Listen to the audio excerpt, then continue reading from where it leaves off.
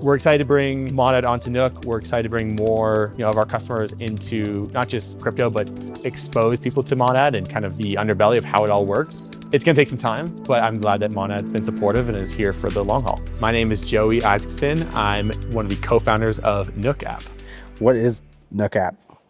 Nook app is one of the easiest ways to access DeFi. So in our journey of working at Coinbase and building in crypto, we realized there's a lot of great ways to earn on DeFi, including on the Monad chain. And Nook is one of those apps that makes it incredibly easy to access. In terms of what interests me building on Monad, I actually take a very different approach to crypto and to DeFi. It's not so much about the technology. I think the Monad stack is very powerful and has a ton of potential. Actually, it was the team at Monad that kind of reached out to us and we were able to make something happen, but also seeing the other players within the Monad ecosystem.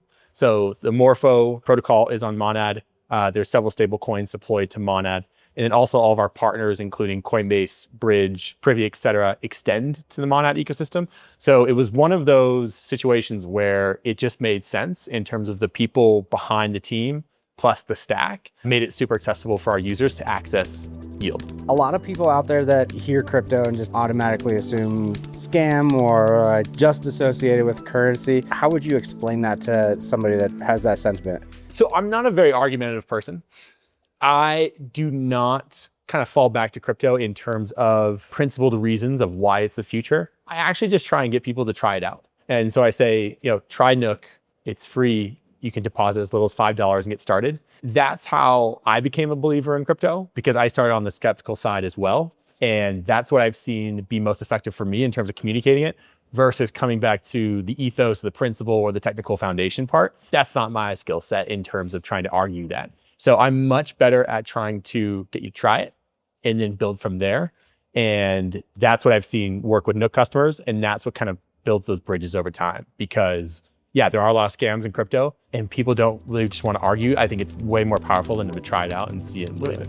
Who is Nook for and why do people need it? So Nook is for the crypto positive, right? So these are people who probably don't work in the industry, but they've heard about stablecoins, they've heard about the Genius Act, they've heard about crypto, but they don't really know how to leverage it, right? They don't want to trade risky assets and buy Bitcoin when it's, already very popular, but they do want to earn from it. And so we found that Nook kind of fits that segment of people who are optimistic about crypto, but still very early in their kind of journey. And so earning 6, 7, 8% APY and doubling what's available in Robinhood is a great way for them to just test the waters. Could you explain how the integration with Monad is going to work? What we have right now is every Nook user gets their own wallet. So it's not a centralized exchange. It's not a app where we kind of put everyone's balance in one wallet. You get your own wallet through Privy. It's Coinbase Smart Wallet, and then you're able to deposit USDC onto the Monad network. From there, you'll earn in a few different ways. One's core USDC.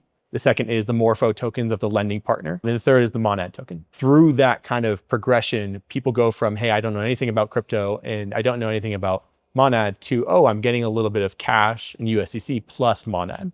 So again, it's kind of like that entry level experience of how do you take someone from not knowing anything about this network, this asset, to giving them a small taste of it through rewards and like a scalable, safe way, because we don't want people just jumping into buying it if there's a dip or it can fluctuate a lot. They go straight into depositing with USDC and earning straight on the Monad chain. Do they have to have USDC prior, or can you go straight from? No, yeah. So the main focus of Nook is it's taking you from your bank account. It's taking you from where you're at, right?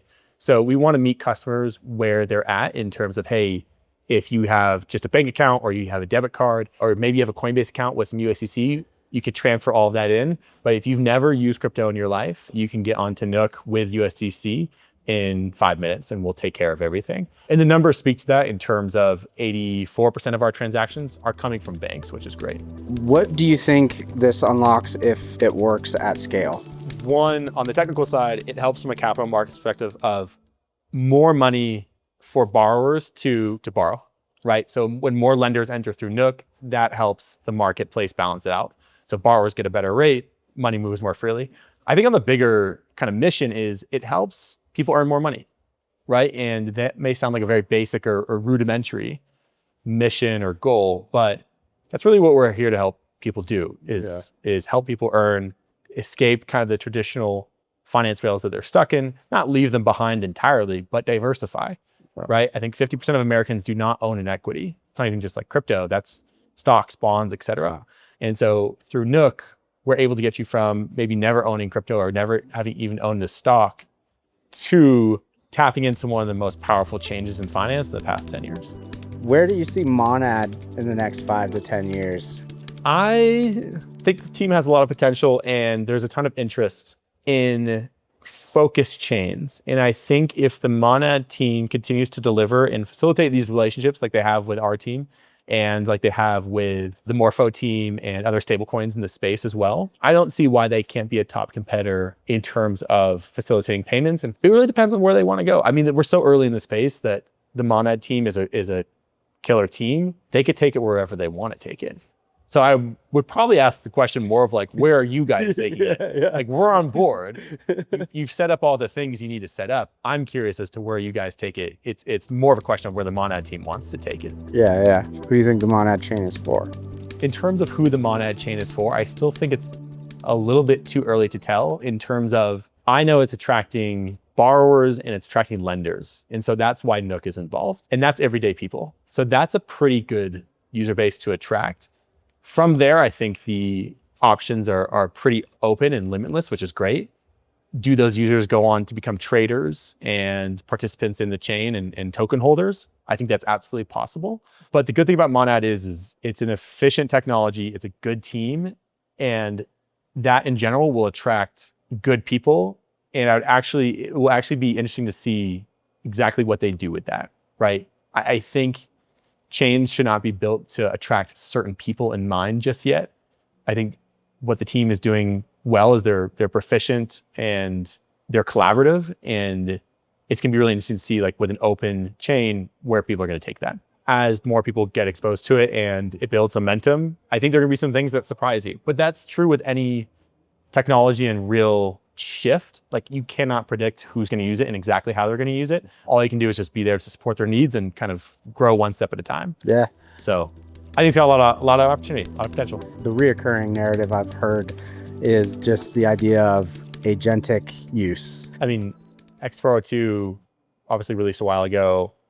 There have been some narratives around this. I think it's less about, like, not just technically building for this, because I think the Monad team and several other chains can and have built for this.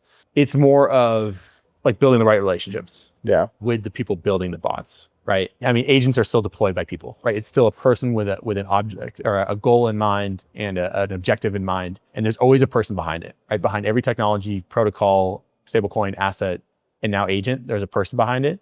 And I think Monad could definitely be that if they understand and continue to understand the person behind the agent. But maybe that's just my antiquated sense of human-based kind of building. I don't know. Fair. That's all the questions I got. Do you have? I have a ton of questions. Yeah. Who is the Monad chain built for? I think that it's very similar in the sense of it's hard to just specifically say, because I think it's a new technology that's unlocked a lot of things. And with it being decentralized and fully permissionless, it is a sandbox, right? And I think very similar to what you said, I do believe that we will see things happen that we couldn't necessarily predict. And so it'll be interesting to see what happens. I mean, I think it does unlock a lot of things that have not been possible in the past. And so it's kind of really for whoever wants to take it, really. Yeah. That's exciting, right? Because I think if the Monad team knew exactly what they're doing, they're just executing on a very specific thing, that's not really a venture, that's a project, right? And that's not super exciting as a very well-defined path. And so I think the community and the people are going to define this journey alongside you guys, and that's awesome. And we're happy to be a part of that. Yeah, I think it's continuing to cultivate the environment for people to experiment. I mean, I think that's like what we're doing. Yeah, I was going to say, you've got hackers here at 8 p.m. cranking Red Bull and still working. So I would say very well cultivated. Awesome.